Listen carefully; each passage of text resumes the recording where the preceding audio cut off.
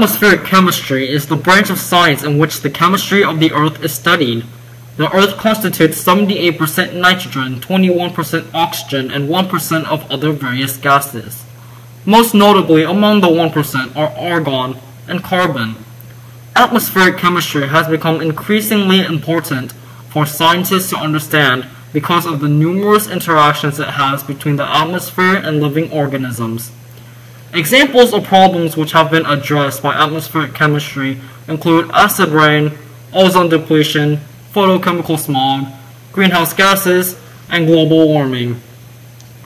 Atmospheric chemists seek to understand the causes of these problems, and by obtaining a theoretical understanding of them, allow possible solutions to be tested and the effects of changes in government policy evaluated. Ozone in the stratosphere protects the Earth from ultraviolet radiation. However, ozone in the troposphere is extremely dangerous for humans.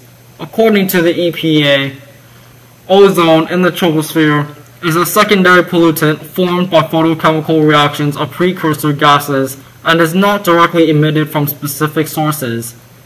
Volatile organic compounds, or VOCs, nitrogen oxides and carbon monoxide, are important for ozone formation in polluted areas. Ozone is presented not only in polluted urban atmospheres, but throughout the troposphere, even in remote areas of the globe. The same basic processes involving sunlight-driven reactions of nitrogen oxides, VOCs, and carbon monoxide contribute to ozone formation throughout the troposphere. Anthropogenic causes of nitrogen oxides come from the combustion in the cars. These gases will eventually rise up and drop in the form of acid rain. Researchers from Stanford University conclude that ethanol, on the other hand, results in higher ozone concentration at the ground level. Even more concentration would be released from cars where the environment is cold, because catalytic converters in cars take a while to warm up before the ethanol is used. More concentration escapes in the cold than in warmer areas.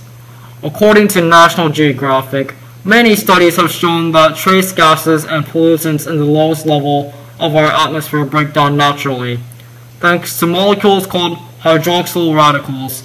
But the breakdown spews out ozone, itself a toxic pollutant and a greenhouse gas. However, in China's polluted Pearl River Delta, where a large amount of hydroxyl radicals were found, relatively small amounts of ozone were found. This discovery opens up doors for researchers attempting to curb ozone in the troposphere. According to The Guardian, a large ozone hole has erupted over the Antarctic zone. There are many ozone holes in the stratosphere, which will allow UV rays to enter the atmosphere. The greenhouse effect is known as the types of gases that destroy ozone and allow sunlight to pass through and trap the sunlight, therefore heating the Earth. Normally, such gases will include water vapor, but in the man-made gases that upset the balance of nature, which causes global warming and, in effect, climate change. According to a Harvard article on supersonic jets in the stratosphere and their effects, carbon dioxide, a greenhouse gas, becomes the main product after chemical reactions in fossil fuel factories. Once released into the atmosphere, carbon dioxide rises into the stratosphere where heat cannot pass through, thus warming the Earth. Chlorofluorocarbons, CFCs, are made up of carbon, chlorine, and fluorine atoms.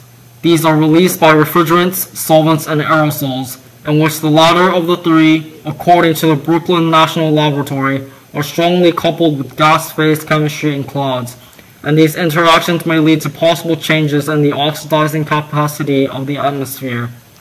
Of course, this would mean that the particle size of the aerosols would matter when it affects their radiative influences and ability to form cloud droplets. According to the New York Times, scientists have discovered that fine aerosol particles account for many American deaths. However, there have been subsets of these particles that have a greater total mass, thus making it more dangerous.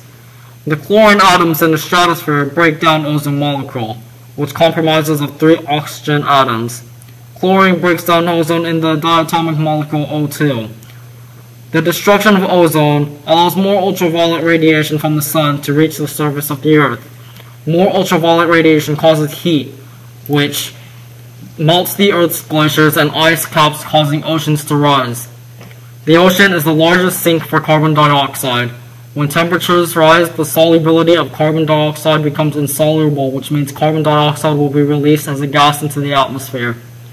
The Japan Times states that soot, black carbon, accounts for roughly half the global warming potential of carbon dioxide, the main greenhouse gas.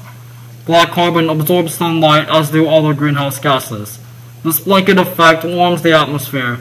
Bits of fresh soot quickly become coated with a spherical shell of other chemicals, particularly sulfate, nitrate, and organic carbon, through light-driven chemical reactions.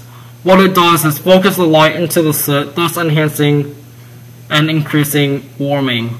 But particles of sulfate or nitrate alone reflect solar radiation, thereby cooling the planet. This is why geoengineers use this method to slow global warming.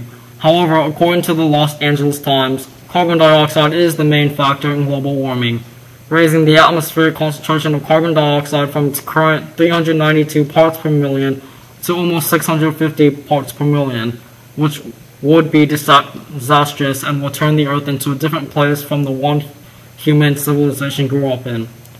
The LA Times claims that we should be below 350 parts per million in order to stabilize global climate. The State Department of the US government has defined the Kyoto Protocol, which called together nations from around the world to a conference to attempt to lower global emissions. Since emission caps vary from country to country, international emissions trading allow nations to buy extra permits for emissions if they need it. The Montreal Protocol has been defined by the EPA as an international agreement to phase out ozone-destroying chemicals.